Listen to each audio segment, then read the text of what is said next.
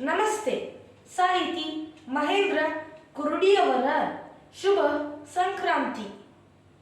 ನೇಸರನ ಪಥ ಸಂಚಲನ ಆಗಸದಲ್ಲಿ ಫಲ ಹೊತ್ತ ಹಸಿರು ಬೆಳೆ ಭುವಿಯಲ್ಲಿ ಫಸಲ ಸಿರಿಯ ನೋಡುವ ಭಾವದಲ್ಲಿ ಹೊಸ ಕಳೆ ಉಕ್ಕಿತು ರೈತರ ಮೊಗದಲ್ಲಿ.